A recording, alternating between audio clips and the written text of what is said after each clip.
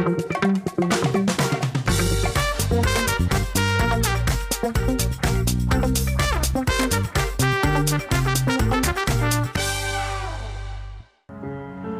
վստահ էին, որ պատերազմը ինչ-որտեղ հեռվում է, իրենց չի վերաբերի։ Նրանք չէին հավատում, որ տարիներով կողք-կողքի ապրելուց հետո հարևանը կդառնա թշնամի ու կացնով կսպանի իրենց։ Ոչինչ չի փոխվել։ Նրանք գնացին կռիվ ու չվերադարձան, ողջերի վրա թողնելով ապրելու ծանր բեռը։ Պատերազմը խլեց որդիների ու ամուսինների կյանքը, երեխաների հուշերում թողնելով լուսանկարից իրենց նայող սիրելի ու անծանոթ մարդկանց։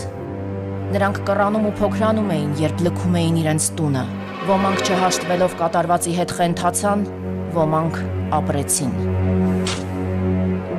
31 պատմվածք Արցախյան առաջին պատերազմի Բերդ քաղաքի մարդկանց զրկանքների, առօրյայի, ցավերի, մեծ հույսի ու ապրելու մասին։ Գիրք պատերազմից փրկվածների ու արհավիրքի զոհը դարձածների մասին։ Նարինե Աբգարյան, «Ապրել», պատմվածքների ժողովածու։ Գրքի գլխավոր գործընկեր Argo Realty ընկերություն։ Բարի առավոտ, մենք վերադարձանք եւ այսօր Նյումեգը ներկայացնում է Նարինե Աբգարյանի պատմվածքների նոր ժողովածուն, գիրքը կոչվում է «Ապրել»։ Գրքում պատերազմի եւ խաղաղության, մահվան ու կյանքի մասին 31 պատմվածքներ են Արցախյան առաջին պատերազմի, Տավուշի Բերդ քաղաքի եւ նրա բնակիչների մասին։ Գրքի շնորհանդեսը տեղի կունենա վաղը, Աբովյան 7 հասցեում գտնվող Զանգակ գրատանը երեկոյան 7-ին, անպայման մասնակցեք, զրուցեք հեղինակի հետ, լսեք նրան, գնեք գիրքը հենց հեղինակի ստորագրությամբ, բայց իհարկե մինչև շնորհանդեսը Նարինեն համաձայնել է նաև լինել մեր տաղավարում, նա այստեղ է, պատմելու է գրքի մասին։ Դե ինձ սիրով ներկայացնենք մեր հյուրին, մեր հյուրն է գրող Նարինե Աբգարյանը։ Բարի առավոտ։ Բարի լույս, շնորհակալություն հյուրընկալվելու համար։ Շնորհակալություն, մեծ հաճույքով հյուրընկալվել եմ ձեզ, որովհետև ամեն նկարահանումը մեծ հաճույք է եւ զրուցել ձեզ հետ մեծ երջանկություն է։ Մենք այսօր որ գիտենք դուք եք հյուրը, մենք թիմով այսպես գոնե արձանագրում էինք այդ փաստը եւ ուրախությամբ էինք նշում։ Սպասում էինք, խոսում նաեւ ձեր գրքերից, բոլորս ձեր իհարկե ֆանատներն ենք, երկրպագուներն ենք ձեր ստեղծագործությունների, այս անգամ եւս Տավուշ, Բերդ քաղաք, հերոսները իհարկե էլի կոլորիտային են եւ անդրադարձել եք շատ հետաքրքիր մի թեմայի։ Մի փոքր կարող եք ներկայացնել թեմայի ընտրությունը, պատմվածքների ժողովածու է։ Իրականում պատմվածքների ժողովածուի ու վիպակի մեջ երևի կարելի է բնութագրել այս գիրքը, որովհետև ամեն պատմվածքի մեջ նշված է հաջորդ պատմվածքի հերոսը, սենց շղթայաձև։ Ես շատ էի ուզում այդ բոլոր հերոսների ճակատագրերը կապել իրար, որովհետև պատերազմը իսկապես տենց բան է։ Եթե երջանկությունը դու կարող ես միայնակ վերապրել, վշտի մեջ դու մաքսիմալ ուզում ես շրջափակված լինես մարդկանցով ու ես շատ էի ուզում, որպեսզի այդ միտքը գրքի մեջ հնչի։ Իրականում իհարկե գլխավոր հերոսը ինչպես իմ մյուս գրքերի մեջ Բերդն է, բայց այս գիրքը ունի մի յուրահատկություն, ամեն տեղ ներկայացնում են, որ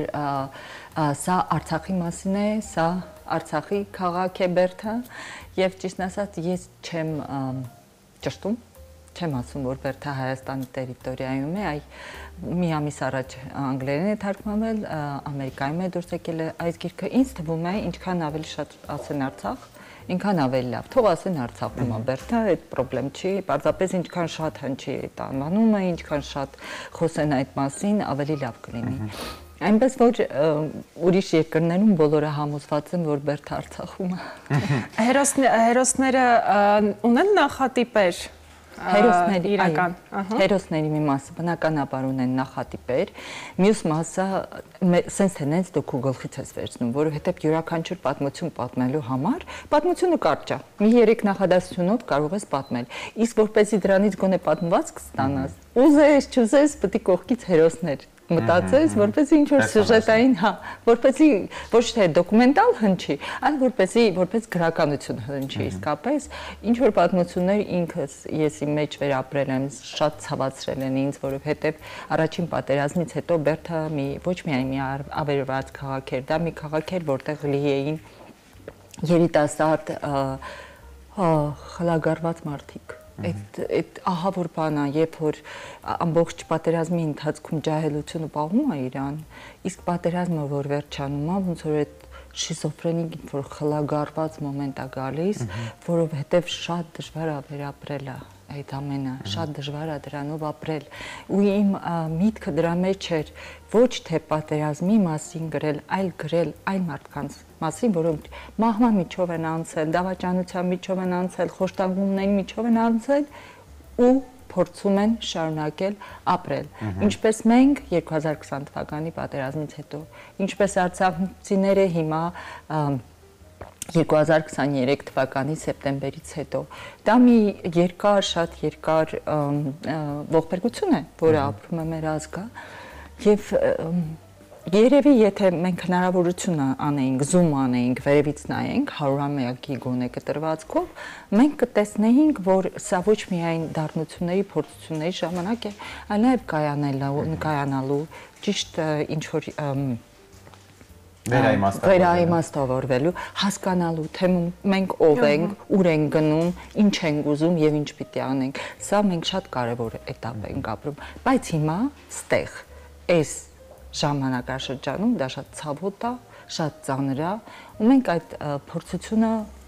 որքան կարողանում ենք անցնում ենք։ Եվ այս գիրքն է նման մարդկանց մասին։ Այ մենք եկանք հերոսներին, հերոսները իսկապես շատ խարիզմատիկ են, շատ տպավորիչ են, ֆիլմի սյուժե է հիշեցնում, եւ այդ հերոսները իրականում բոլորին մի գիծ է կապում՝ անդադար ապրելը։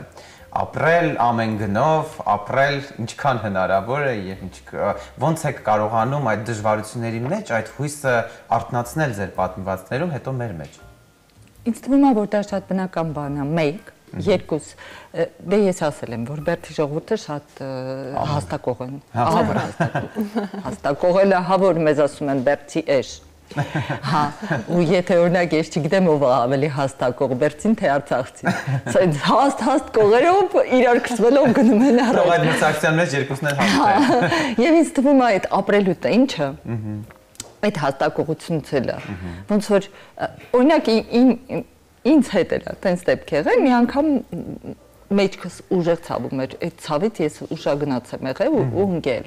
Ու առաջին բանը, որ ես արի, իմ վրա ջղայնացա, որ ընկա, ուշագնաց եղանքա, իմ վրա ջղայնացա, ասեցի, «Ինչպես ես, լամի բեկած»։ Ու մի անգամից վեր կացա ես։ Այսինքն ինձ թվում է այդ ապրելու տենչը, գոյատևելու տենչը մեր ազգի յուրահատկությունն է, այն որ ասում ամեն ազգ աշխարհին կարա մի բան սովորացնի, չէ՞։ Ինձ թվում է մեր է դա գոյատևելու, փորձանքների մեջով անցնելու,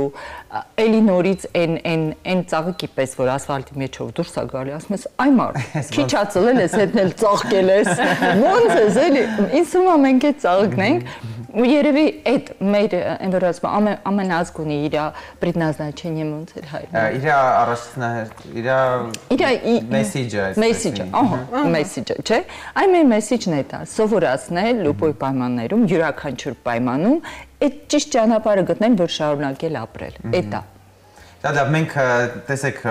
ամեն անգամ ապրելու այսպես դասեր ենք ստանում, տարբեր կերպ եւ այլն, ի վերջո սա փորձությունների մի շղթա է, իսկ վերջը դուք տեսնում եք որպես գրող հետպատերազմյան գրականությունը հաշվի առնելով եւ այլն։ Ի վերջո մարդիկ նաեւ հյուծվել գիտեն, բայց ոչ խոսքը մեր մասին չէ։ Դե մենք էլ ենք հյուծվել, դա երևում է նույնիսկ այն իրավիճակից, որում հիմա գտնվում է Հայաստանը, որովհետև մի շարք օրինակ անարդարություններ են տեղի ունենում, բայց ժողովուրդը հələ դեռ պատրաստ չի նորից դուրս գալ ու հերթական անգամ իր ձայնը բարձրացնելու։ Մենք շատ անկոտրում ժողովուրդ ենք, ուծեց ժողովուրդ ենք, մենք հալքին չենք մնում։ Դուք գիտեք, չէ՞, օրինակ ցարական չինովնիկները հայերին միշտ շատ տենց ման ասել են Կովկասի լեհեր, որտեղ լեհերն են շատ ըմբոստ եղել ու հայերն են շատ ըմբոստ եղել։ Այդ ըմբոստությունը մեր մեջ կա։ Հիմա մի քիչ մեր մեջ կկոտրված է, բայց դա չի նշանակում, որ այդ ըմբոստությունը վաղը նորից չի արթնանալու։ Օրինակ Հրիմյան պապիկի հայրիկի պատմությունը ոնց 1903 թվականին այդ մարդը ասի ցարը ինչ որ մեծ բան է, ինչ որ արգելել է եկեղեցիներում հայերեն, եկեղեցիները փակել ու հայկական դպրոցները փակել, ոնց պետք է լինի։ Ու ինքը դուրս գա ցարի դեմ, ժողովրդին համախմբի իր վանականներին բոլորին ասի, որ չեք լսելու իրան, ոնց է այդ եղել։ Ուրեմն այդ մեր մեջ կա, ուրեմն նորից լինելու է, չէ՞։ Ուրեմն դրանով այդ դրանով էլ առաջնորդվելու ենք ու առաջ են գնալու։ Դրա համար, որ դուք հարցնում եք, ես ոնց եմ տեսնում իմ ապագան, մեր բոլորից ապագան, էլի հերթական պորտքումի են գալու, էլի ինչ-որ բան փոխելու ենք, ու տենց քիչ-քիչ ու պիտի հաղթահարենք, այ դա էր իմ հարցեությունը։ Անպայման պիտի հաղթահարենք, որովհետև այդքան դարերով եկել ենք, հենց նենք չենք, որ ամոթ կլինի, էլի որ ախր շատ ամոթ կլինի, ախր մենք այնքան սխալ կլինենք մեր նախնիների առաջ, որոնք իսկապես գոյատևել են իրանց ուսերին, խաչքարներ են հանել Արևմտյան Հայաստանից, բերել հարցրել Հայաստանում, մենք բոլորը իրանց դավաճան ենք, չի կարելի տենց։ Մենք անպայման գոյատևելու ենք ու շատ խելքով ենք լինելու։ Հələ մեր երեխեքին նայեք ինչ լավ երեխեք են։ Մեզանից լավն են։ Միանշանակ։ Տեսեք, հետպատերազմյան շրջանում մեկ-մեկ սկսում ենք դիմացինին մեղադրել։ Այս մեկը Սարյան փողոցում նստած գինի էր խմում են, մեկը տեսակ, ինչ շքեղ էր հագնվել այս վատ տրամադրության մեջ, բայց դուք չեք կարծում, որ դա ավելի առողջ է, երբ մարդը ուզում է արագ վերականգնվել եւ տրամադրությունը բարձրացնել, քան երբ զենքերը վայր է դնում ու չգիտեմ, եւ դադարում է ապրել այո։ Ի վերջո որն է այստեղ այդ գիծը, օրինակ, չգիտեմ, իրար չմեղադրելու։ Կա բանաձև։ Ինձ համար ավելի առողջ է, որ մարդը այդքանից հետո ինքը փորձում է իրան վերագտնել, քան չվերագտնի։ Ես ավելի տոլերանտ եմ վերաբերվում յուրաքանչյուր դրսևորման, որովհետև հոգեկան վիճակը մարդկանց տարբեր է։ Մեկը իրան այդ ձևով է կարողանում վերականգնի, որ շրթներ քսի, սիրուն հագմի դուրս գա։ Մյուսը անկողնու մեջ պարկած, սենց գրկած, բարձը չի ուզում ոչ մեկին տեսնի։ Ամեն մեկին պետք է հնարավորություն տալ այդ կոմայի միջով դուրս գալ։ Ոնց է դուրս գալիս։ Այդ իրա խնդրեմն է ցավոք սրտի, որովհետև երկիրը ինստիտուտներ չունի, հիմա այդ նույն ՊՏՍՌ-ը, այդքան մենք մարդ կորցրեցինք պատերազմի ժամանակ, այդքան մարդ վերադարձավ։ Ինչ օգնություն իրանք ստացան հոգեբանական, ոչ մի օգնություն, ամեն մեկը ոնց կարողանում է, հենց էլ այդ սիտուացիայից դուրս է գալիս, ու ելքերը տարբեր են, թող բոլորն էլ լինեն։ Կարևորն այն է, որ մարդիկ ոնց ասեց, ուժ հավաքեն նորից, էլի նորից ուժ հավաքեն։ Տիկին Աբգարյան, իհարկե շատ հուզիչ են պատմվածքները, հերոսները կոլորիտային են, խարիզմատիկ են, խիստ հայկական եւ տավուշյան են, ինչպես օրինակ Զուլալիում պատմվածքներում, Սիմոնում, մենք հստակ տեսնում ենք այդ տիպիկ կոլորիտը մարդկային, այն էլ տեղանքին բնորոշ կոլորիտը։ Այ ինչպես է ընդունվում արդեն օտարազգիների կողմից, դա հասկանալի է, նրանք շոշափում են այն ցավը, որ անցնում է, որ մենք կզգանք եւ կհասկանանք այն հոգեվիճակը։ Երևակայիր արդեն 32 լեզվով թարգմանվել են իմ գրքերը, պատկերացրեք ես կյանքում չէի երազել։ Այդ առիթով միայն ձեզ չենք շնորհավորում, այդ առիթով մեզ բոլորիս։ Ու գիտեք, ամեն տեղ ինչ որ նոր հարց են տալիս։ Անսպասելի, որովհետև մեր ուղեղին չի հասնի տենց հարց տան։ Օրինակ Իտալիայում երկնքից երեք խնձոր ընկել են, կարդացել են, շատ սիրեցին այդ գիրքը, կանայք գալիս էին հերոսի մասին, Վասիլիի մասին հարցնում էին, ասում էին, բոլոր հայ տղամարդիկ են տենց։ Դե ես ինչ եմ ասելու։ Սիմոնի մասին ինչեր են հարցնում։ Սիմոնի մասին էլ նույն հարցերն են տալիս, բոլորին վրա գալիս։ Էս ինչ լավ հայ տղամարդիկ ունեք։ Դե ես չեմ խափելու ասեմ լրիվ ալենդելոնը։ Ասում եմ, в общем, 70% տենց են, մնացածն է մի քիչ վատն են դրանից։ Նենց որ ինձ համար դա շատ մեծ երջանկություն է, որովհետև Հայաստանի անունից sense նենց Հայաստանի անունից եմ խոսում, Բերթի անունից եմ խոսում, մեր ադատներից եմ խոսում, մեծ երջանկությամբ լսում են, շնորհակալություն են հայտնում, ծիծաղում են, որովհետև մեր ադատներն են ախր շատ համով, շատ անուշ։ Տենց էլի, չգիտեմ, ես երևի Դանելի այպես մեր կյանքի մի մինոյի ձևով եմ ներկայացնում, մի ուրիշ գրող, մի ուրիշ ձևով։ Ձայները պետք է տարբեր լինեն։ Տեսեք, մեր օրերում շատ ընդունված է հոգեբանի ինստիտուտը։ Օրինակ, գիտեք, Եվրոպայում կամ մյուս տեղերում, որ մի քիչ խնդրեմ են ու արագ գնում են հոգեբանի մոտ։ Մենք այդ կուլտուրան չունենք, թե վերջին տարիներին մի փոքր սայլը տեղից շարժվել է։ Բա ոնց ենք մենք հաղթահարում։ Մենք կարծես մեկ-մեկ ինքներս մեր հոգեբանը լինենք, ես ձեզ օգնեմ, դուք ինձ օգնեք, չգիտեմ։ Ոնց ենք մենք դա անում, ինչ բնավորության տեր մարդիկ ենք։ Չենք էլ գնում բժշկվելու այդ իմաստով։ Ահա որ բնավորության տեղ մարդիկ ենք, լավ վատ իմաստով։ Ես էլ օրինակ ոչ մի անգամ հոգեբանի մոտ չեմ եղել, ու իմ մոտ գիտեք ոնց է, ես իհարկե դա սխալ է, դա նորմալությունն է, որ տենց բան ասես, բայց ինձ թվում է, որ ինչ որ մեկը, որ իմ ուղեղի մեջ փորձում է փորփրվի, չէ, այդ արդեն ինձ համար դիսկոմֆորտ սիտուացիա է։ Ոնց որ իմ անձնական այդ ատմոսֆերան տարածքը ուզի մտնի, իսկ չեմ ուզում որ ինքը մտնի։ Մենք շատ ինդիվիդուալիստ ազգ ենք։ Ամեն մեկս, օրինակ, չգիտեմ, Երևանում տենց է թե չէ, Բերդում ամեն մեկը ասում է ես իմ սեփական աստծուց գոհ եմ։ Այսինքն ամեն մեկը համարում է, որ ինքը իր սեփական աստվածն ունի, իր հետ հարաբերությունները իմիջիալ Աստծո հետ Բերդում շատ հետաքրքիր են։ Նեն չէ, էլի որ Աստված, նեն չի։ Աստվածը ոնց որ հարևան լինի, հարևան տանը։ Ուզես փողվերցնես չվերադարձնես, ուզես գնաց հետը կոֆե խմես, ուզես չափարը գիշերը որ քնացա չափարը մի քիչ տենի վրա անես, էլի քալիբե չկացել, էլի տենց շատ པարզ են հարաբերություններ։ Ու ինձ թվում է ամեն ինչ եւ շատ ավելի լավ է դա։ Ամեն ինչի մեջ ենք մենք։ Եթե ձևապաշտության նորմերից դուրս ավելի անմիջական։ Այնքան հարևանից մոտ կարող ես սիրտդ բացել, նրան պատմել, դա դրանից լավ թերապիա է։ Բժշկություն։ Ան որ մի հարևանը, որ մի հոգեբանը պետք է ավելի լավ խորհուրդ տա, քան նրանք X անոտոտան։ Անոտոտայի ցավը տանեմ։ Բայց իհարկե շատ լավ կլիներ, որ մենք նորմալ հոգեբանների ինստիտուտներ ունենանք, որովհետև օրինակ մեր արցախցիների հիմա եկել են, չէ, այդ մարդիկ ահա որ վիճակում են։ Մենք օրինակ պապայի հետ որ խոսում էի, պատմում էր, հենց ասում եմ, Մովսես գյուղում էր, մի քանի ընտանիք կա, ասում եմ ոչ մեկի հետ չեմ շփվում։ Ասում եմ, չեն շփվում, էլի պապան, ասում եմ, ոչ մի ձևով չեն կարում էլի տանից հանել մարդկանց։ Ասում եմ, պապ ջան, պատկերացրու այդ մարդիկ ինչ ունեցել են, չունեցել են, թողել են դուս եկել։ Ու եկել են ընկել նորտեղ ու ոչ հույս ունեմ որ կվերադառնան, ոչ չգիտեմ ոնց ապրեն։ Չէ, ասում եմ, ես լրիվ հասկանում եմ, մարդիկ ուզում են իրանց օգնեն։ Ասում եմ, իրանք պետք է այդ օգնությանը պատրաստ լինեն։ Իրանք չեն ուզում ոչ մեկի հետ խոսան։ Իրանց վշտի մեջ, իրանք ասեն, այդ միջև անօծոծան պետք է մի հատ հոգեբան լինի, որ այդ մարդկանց գոնե մի քիչ օգնի, որ հետո անօծոծան, ասած մի հատ բաղարջ թխած կյա, բարկոֆեի բաժակներով եւալ, ասի ցավդ նանեմ, տես մեր բարբարը ծեր բարբարը նմանա, իրար հետ ջան ասենք, ջան լսենք, տենց է, էլի, այդ ապադուշկա безопасности, это հոգեբանը։ Ճիշտ գրագետ մոդեցում երևի թե մինչդեռ ես կարծում եմ ձեր գիրքը եւ շատ արտակը խնդրեմ փոխանցես այստեղ իհարկե աչքս դիպավ ես վերջին տողերը շատ գեղեցիկ նկարագրում են այո ընդհանրապես մի մոտ շատ լավ ուզում եք մի հատ ցույց տամ շատ ապրել սայնֆը մեր օրերում արժի անպայման ընթերցել ողջ մնացածների չապրածների կերպով տեսեք ամեն ժամանակ երբ գրականությունը տարբեր դարերում ստեղծվում է այդ դարերում ինչ-որ վատ ու չար բաներ տեղի են ունենում ինչպես հիմա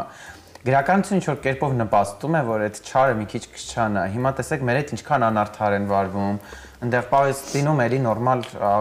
ծնողներ եւ երեխաներ են զոհվում դպրոցներ են քանդում Ուկրաինայում ինչ վիճակ է հա գրականությունը որևէ կերպով մեր կյանքը փոխում է, որ մենք բարիանանք ու նման բաներ չանենք։ Տեսեք, բոլոր դարերում կա գրականություն եւ կան նույն չարիքները։ Ցավոք սրտի մանկական հարցեր, բայց չգիտեմ այդ հարցի միջելոցին ձել է շատ ուզում, ես այդ մասին շատ եմ մտածել։ Ցավոք սրտի ոչ։ Որովհետեւ միջև մեզ այնքան շեդևրեր են ստեղծվել իսկապես ոչ միայն գրականության մեջ եւ գեղարվեստի մեջ եւ ֆիլմեր, այդ ամբողջ հրաշքները որ դու տեսնում ես, այդ եկեղեցիները որ մտնում ես, այդ մզկիթները, սինագոգները կապ չունի, այդ ամբողջ այդ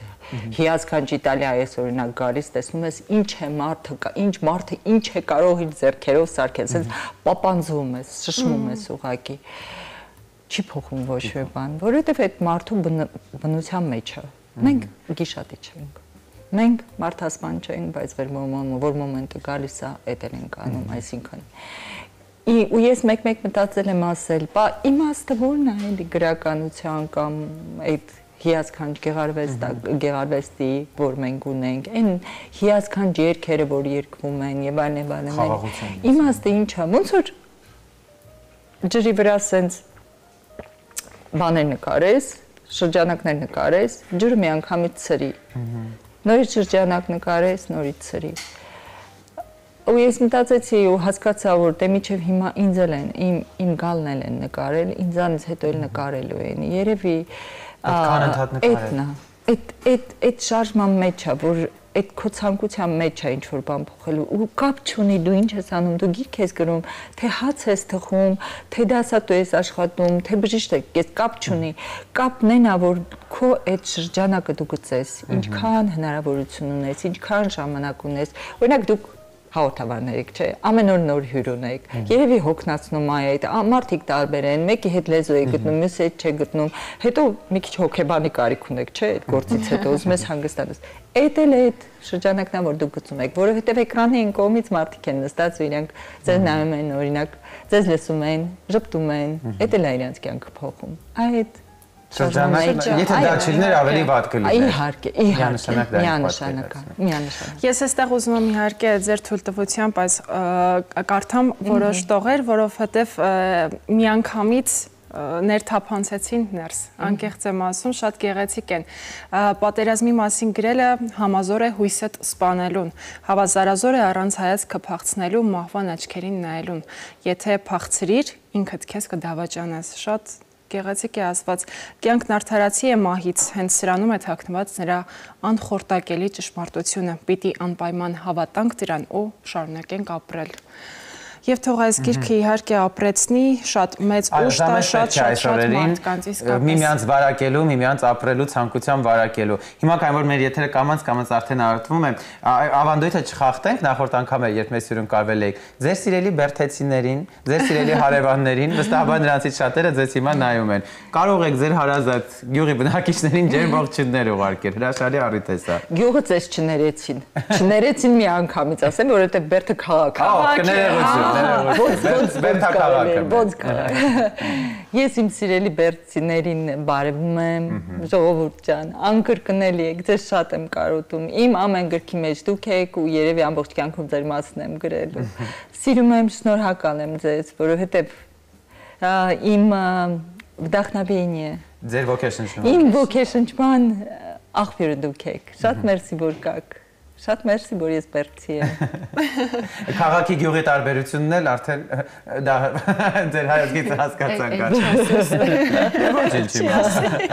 Դե շնորհակալություն մեզ հյուրընկալվելու համար։ Այս պատմվածքների ժողովածուն իսկապես մեզ ապրեցնում է ձեր ներկայությունն ու տրամադրությունը։ Նույնպես միշտ այդպես լավատես եղեք, որքան կյանքում, այնքան ձեր պատմվածքներում։ Այո, իսկ մենք եւս մեկ անգամ հիշեցնենք, որ գրքի շնորհանդեսը լինելու է վաղը,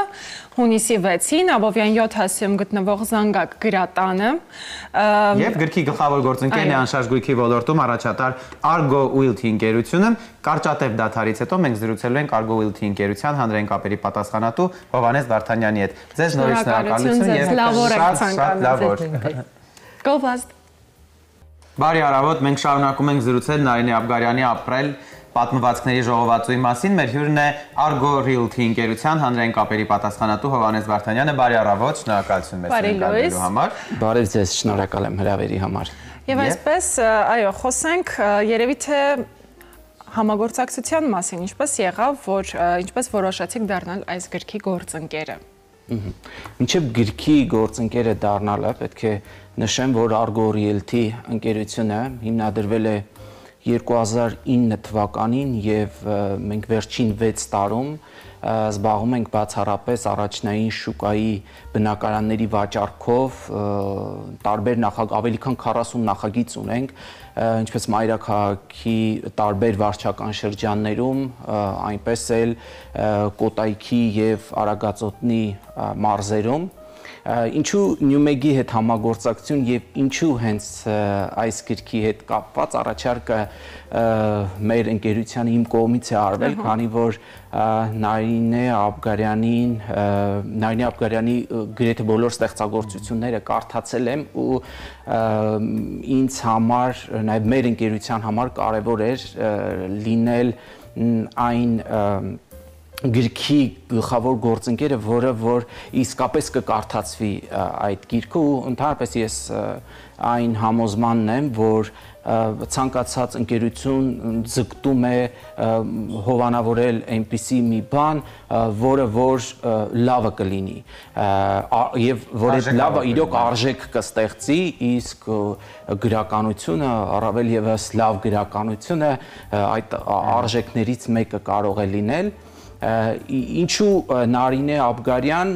մի պարզ պատճառով, որ Նարինե Աբգարյանին իսկապես կարդում են եւ Նարինե Աբգարյանը այն եզակի հայ գրողներից մեկն է, որը քիչ առաջ Նարինեն էլ նշեց, ավելի քան 3 տասնյակ լեզուներով է թարգմանվել։ Եվ պետք է լինի նաև հայերեն։ Այո, պետք է լինի նաև հայերեն եւ առավել եւս ապրել պատմվածքների ժողովածուն, այս հետպատերազմյան շրջանում ինձ թվում է կարևոր ուղերձ կլինի շատերի համար։ Հետաքրքիր ինչու է ընկերությունը կարևորում հայ ժամանակակից գրողների ստեղծագործություններին օժանդակելը եւ խոսենք նաև ձեր ընկերության մասին ու դրա սոցիալական պատասխանատվության։ Տեսեք, այս 16 տարվա ընթացքում Argo-Realty ընկերությունը այս կամ այն կերպ կանգնած է եղել տարբեր նախաձեռնությունների կողքին, սեմինարներ, հովանավորչական տարբեր նախաձեռնություններ ճամբարների եւ առավել եւս կյանքի դժվարին իրավիճակում հայտնված երեխաները մեր հիմնադիր Արայիկ Քոջաբաշյանի ուշադրության կենտրոնում են, թեև ինքը չի սիրում այդ մասին խոսել, որովհետև համոզված է, որ ոչ բոլոր հովանավորչական բաներն են, որոնք հանրայնացման կարիք ունեն եւ Նարինե Աբգարյանի ապրել պատմվածքների ժողովածուն բխում է մեր հենց այդ կորպորատիվ սոցիալական պատասխանատվության ռազմավարությունից։ Գիտեք, մեզ համար կարևորը ոչ միայն այդ բիզնես նպատակներ հետապնդելն է, այլև մարդկանց կյանքի որակը փոխելը։ Մանավանդ հետպատերազմյան շրջանում։ Այո, առավել եւս հետպատերազմյան շրջանում ինչ հասել է կյանքի որակի փոփոխություն, տեսեք, եթե ես դա փորձեմ ասոցացնել մեր ոլորտի հետ, այսինքն բնակ ֆոնդի թարմացման տեսանկյունից ոչ միայն, այլև բոլոր առումներով։ Ես պետք է համեմատության համար ասեմ, որ մենք վերջին տարիներին պարբերաբար հայտնվել ենք Հայաստանի 1000 խոշոր հարկ վճարողների ցանկում եւ վերջին 7 տարում, երբ այս նորակառույցների բում է, հա, մենք ավելի քան 17000 ընտանիքի ապահովել ենք բնակարանով։ Ընդ որում պետք է նշեմ, որ 7000-ը արդեն տոնել են բնակարանամուտ եւ միայն 1000-ին այս տարի տրամադրելու ենք բնակարանի բանալիներ։ Այ վերադառնալով գրականությանը, ասեմ, որ շատերի մոտ կարծիք կա, որ հայ գրականությունը, հայ ժամանակակից գրականությունը պատշաճ չի ներկայացվում, միջազգային հարթակներում լսելի եւ ընթերնելի չէ, բայց հանձին մեր հեղինակի Նարինե Աբգարյանի մենք ունենք մի գրող, որը որ եվրոպական բազմաթիվ գրական մրցանակների դափնեկիր է, այսինքն եթե հայկական գրականությունը հասանելի չէ միջազգային հարթակներում, այդ միջազգային այդ որ հրատարակչություններն են, այսինքն 32 հրատարակիչ հենց այնպես վերցրեց ու հայ գրողի ստեղծագործություն թարգմանեց, այդքան էլ Դե հենց այստեղ էլ գալիս է այդ կարևորությունը, իսկ հետաքրքիր ընկերությունում ինչպես եք նպաստում ընթերցանության տարածմանը եւ իհարկե սա լավագույն առիթն է, որով կնպաստվի։ Տեսեք, ես այն համոզմանն եմ, որ ծառայությունների սպասարկման ոլորտում ճիշտ ու գրագետ խոսքը կարող է բիզնեսին մեծ հաջողություններ բերել, մեծ վաճառքներ ապահովել։ Եվ մեր ընկերությունում, քանի որ վաճառքի մասնագետները աշխատում են գնորդների հետ, գրեթե բոլորի սեղաններին գիրք կարող ենք տեսնել։ Մեկը պոեզիա է կարդում, մեկը թարգմանական, մեկը ժամանակակից, մյուսը այո, non-fiction ժանրի գրքեր եւ ես կհիշեմ, որ վերջին շրջանում օրինակ Ալեքս Մայքլիդիսի, Հովիկ Աֆյանի, Սյունե Սևադայի գրքերն էին քննարկում, միմյանց փոխանցում, ինձ համար սա կարևոր ուղերձ է եւ կարևոր մթնոլորտ։ Այո, շատ կարևոր մթնոլորտ, որովհետեւ դու չես կարող անընդհատ այդ լարված մթնոլորտում աշխատել։ Դու պետք է շարունակես միշտ զարգանալ, իսկ առավել եւս Նարինե Աբգարյանի ստեղծագործությունները, այո, առավել եւս ապրելու նոր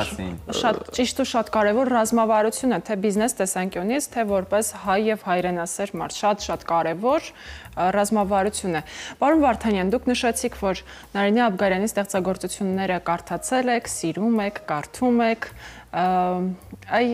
ինչով կառանձնացնեք ապրելը։ Կարդացել եք արդեն ռուսերեն տարբերակը կամ հայերենը, հասցրել եք կարդալ։ Ես հայերեն այսօր թարգման մեզ վերել։ Քանի որ առաջին օրինակը ըստ երևույթին 3 երեկոյան է տպարանից դուրս եկել, չեմ հասցրել ընթերցել, բայց սիրով կկարդամ։ Տեսեք, այս հետպատերազմյան իրավիճակում շատ դժվար է, այսինքն ծանր գրականություն կարդալ։ Իսկ Նարինե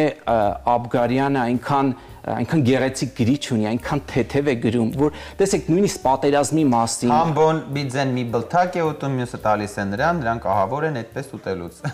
Օրինակ։ Տեսեք Նարինե Աբգարյանը օրինակ պատերազմի մասին այնպես է գրում, որ ծանր է, դաժան է, բայց այդ պատերազմի կրողն է ստանում, այսինքն գյուղի, այո, գյուղացու մասին այնքան նուրբ, այնքան համ ու հոտ է տալիս, որ այդ զվարճանքները, հետաքրքրությունները մտնում են մարդու են հոգու խորքը ու հուզում են։ Գիտեք, ես օրինակ Նարինե Աբգարյանի գրքերը ուրեմն կարդալիս շնչում եմ ու արտաշնչում եմ այն ժամանակ, երբ որ փակում եմ գրքի վերջին էջը։ Սա խոսում է հեղինակի հաջողված լինելու մասին ու Նաև գրչի թեթևության մասին իհարկե, նաև քեզ դեպի այդ Մենք շատ կոմպլիմենտներ կարող ենք անել եւ The Guardian-ը նրան առանձնացրել է եւ նա 2020 թվականի Եվրոպայի ամենավառ գրողներից մեկն է համարվել եւ դա ի պաշտոն է այսպես։ Անչափ շնորհակալություն մեզ հյուրընկալվելու համար, շնորհակալություն ձեր սոցիալական ծրագրերի եւ այդ նախաձեռնությունների համար։ Ես եմ շնորհակալ, որպես վերջաբան ասեմ, որ տեսեք Նարինե Աբգարյանը ոչ միայն լավ գրող է, այլ նաև լավ կարողանում է մի հատվածում ինչ-որ վավերագրել, մի հատվածում ինչ-որ մեկնաբանողի դերում հանդես գալ եւ մեր ընկերությունը, Argo Realty ընկերությունը կարծում եմ կգա մի օր, երբ որ թղթին կհանձնի նաև իր հաջողության պատմությունը,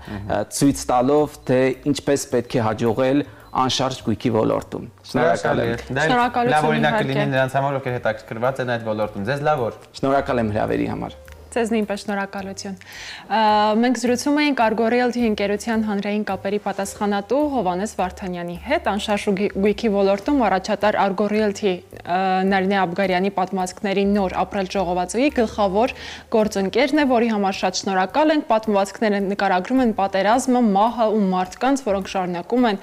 սիրել իրենց երկիրը, տունը ու ապրել։ Գրքի շնորհանդեսը տեղի է ունենալու վաղը Աբովյան 7 հասցեում գտնվող Զանգագրատանը երեկոյան 7-ին։ Շնորհանդեսին մասնակցելու է եւ իր գրքի մակագրելու է հեղինակը, այնպես որ հայ ժամանակակից ամենահայտնի գրողներից մեկը Նարինե Աբգարյանը։ Գիրքը զեղչով կարող եք գնել շնորհանդեսի ժամանակ կամ պատվիրել Newmeg AM կայքից։ Դե ինչ հարգելի հեռուստադիտողներ, հետաքրքիր ու սպասված գրքի հեռուստաշնորհանդեսից հետո շարունակում ենք այսօրվա մեր հագեցած եթերը։ Հաջորդիվ զրուցելու ենք նաև Փարիզում կայացած նորաձևության ցուցադրության մասին, որի եզրափակիչ ցուցադրությունը վստահված էր Աննա Հարությունյանին։ Իհարկե կարճատև դադարից հետո կվերադառնանք մեր ընթացքին, հետաքրքիր է լինելու շատ գովազդ։